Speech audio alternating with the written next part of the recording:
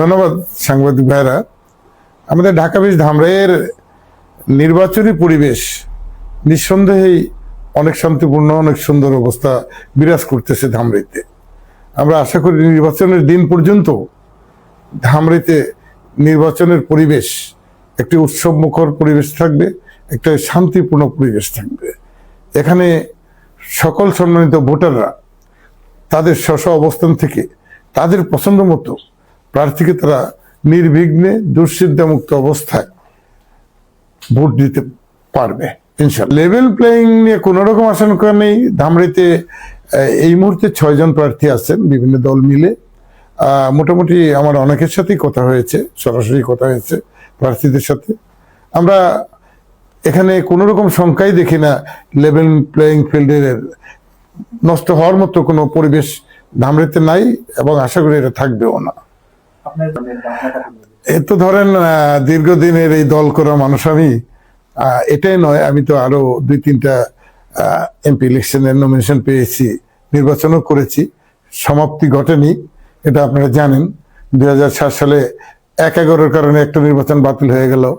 আবার 8 সালের নির্বাচনে একদম মনোনয়ন চূড়ান্তভাবে আমাকে দেওয়ার পরেও প্রতীক বরাদ্দের দিন আমাকে পরিবর্তন করা হয়েছিল।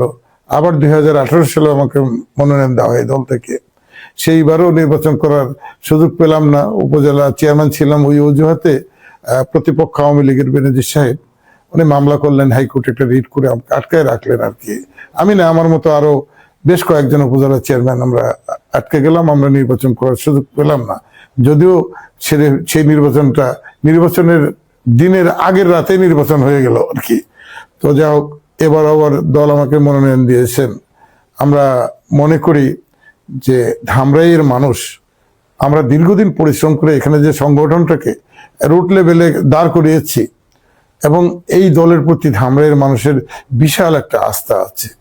আপনারা জানেন আমি বেশ কয়েকবার উপজেলা নির্বাচন করেছি, যতবার করেছি ততবারই এখান থেকে বিশাল ভোটের ব্যবধানে আমি পাশ করেছি। এবং এমনকি 14 সালে যে কঠিন নির্বাচন ছিল আওয়ামী লীগের আমলে, এই নির্বাচনে ধামরাইয়ের মানুষ আমার কোনো পক্ষে ভোট চাইতে পারেনি। ভোট চাইতে গেলে তাকে গ্রেপ্তার করা হতো, জেলে পাঠানো হতো। নির্বাচনের দিনও দেখা গেছে যে অনেক ভোট কেন্দ্র এরা দখল করে নিয়ে গেছে।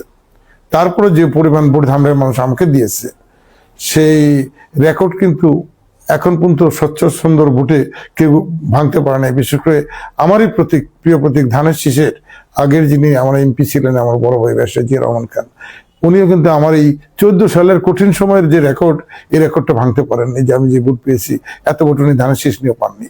আমরা মনে করি এইবার ধানের শীষের যে নির্বাচন ধামরাইতে হবে, ধামরাই সম্মানিত ভোটাররা, আমার বিশ্বাস যে পরিমাণ ভোট ধানের শীষকে দেবে, এটা একটা ইতিহাস হয়ে যাবে ধামরাইয়ের জন্য, এটা ইতিহাস হয়ে যাবে। এমনকি বাংলাদেশেও যদি রেশিও করে গণা হয়, তাহলে আমার মনে হয় এটা খুব বেশি পিছনে পড়বে না। একে না হোক 10-এর মধ্যে অবশ্যই থাকবে, 300 আসনের মধ্যে 10 নম্বরের মধ্যে অবশ্যই থাকবে এটা। আসলে আগে তো বলেছি আমাদের ধামরাইতে এ ব্যাপারে আমার বাছাইয়ের দিন এনসিপির প্রার্থী এবং জামাত ইসলামের প্রার্থী সহ তাদের সাথে যেসব নেতারা ছিল, তাদের সাথে একান্তভাবে এই বিষয়টা নিয়ে কথা হয়েছে। আমি তাদেরকেও বলেছি, আশ্বস্ত করেছি যে আপনারা কি ভাবেন যে ধামরাইতে কোনো প্রকার কোনো ভোট কেন্দ্রে গন্ডগোল হওয়ার কোনো সম্ভাবনা আছে? তাকে ছিল আমার দিকে। আমি তাদেরকে এটাও বলেছি যে প্রয়োজন হলে আমার গাড়িতে আপনারা উঠবেন, একসাথে যাবেন, একসাথে মিটিং করবেন, একসাথে ভোট যাবেন। অতএব আমরা চাই একটা অবস্থান রেখে সুন্দর একটা পরিবেশ রাখতে, যাতে কোনোভাবেই কোনো কেন্দ্রকে নিয়েই আমরা দ্বিধাগ্রস্ত না হয়ে দুশ্চিন্তায় না পড়ি যে এই কেন্দ্রটার মধ্যে অশান্তি বিরাজ করতে পারে, ভোট নিয়ে গন্ডগোল হতে পারে।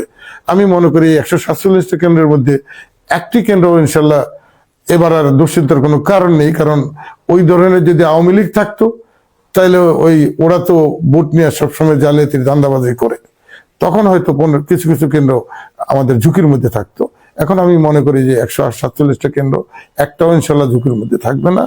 সেখানে স্ব অবস্থানে থেকে সকল ভোটারই তাদের পছন্দ মতো ভোট দিতে পারবে, এবং সারাদিনই আমি মনে করি ভোট কেন্দ্রগুলো সুন্দর একটা পরিবেশ বিরাজ করবে ইনশাল্লাহ। মানুষ তো সবসময় একটা ভালো আশা করে, স্বপ্ন দেখে।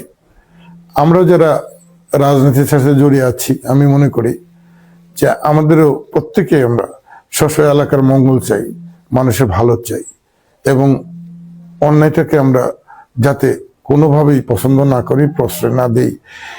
তাহলে আমি মনে করব যে উন্নয়নমূলক কাজ তো থাকবেই, কিন্তু পাশাপাশি একজন প্রার্থী সে যদি সৎ থাকে এবং সত্যকে সকল সময় সামনে এগিয়ে ধরে, সে যদি খারাপ কাজটাকে সকল সময় অপছন্দ করে এবং প্রয়োজনে প্রতিবাদ প্রতিরোধ করার ক্ষমতা রাখে, চেষ্টা করে, তাহলে সর্বাগ্রেই মানুষ অগ্রাধিকার সবার চেয়ে বেশি দেয় এইটা কি, যে আমি শান্তিতে থাকতে পারবো কিনা।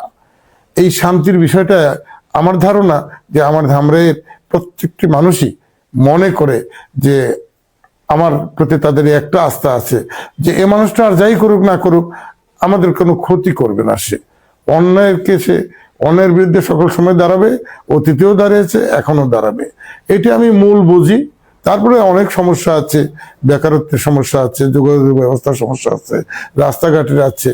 এইসব ব্যাপারে হয়তো তারা মনে করে যে, আমার ব্যাপারটা অন্তত মনে করে যে এই লোকটি যদি যান তাহলে আমাদের এই কাজগুলা হয়তো পরিচ্ছন্নভাবে উনি এগিয়ে নেবেন, উনি পক্ষপাতিত্ব করবেন না।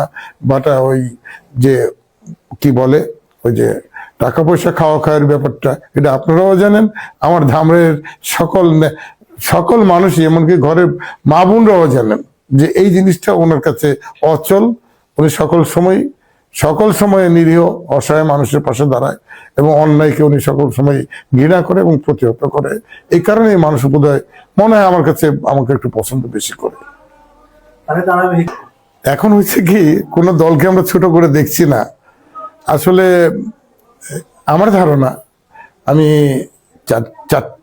বেশ কয়েকটা নির্বাচন করেছি, সেই অভিজ্ঞতা থেকে বলি, আমি কাউকে ছোট করে বলছি না।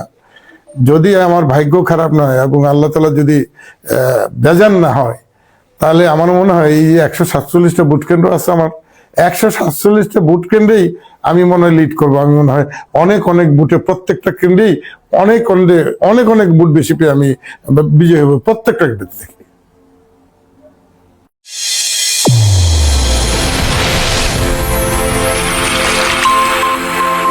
চ্যানেল A1 হৃদয়ের স্পন্দন।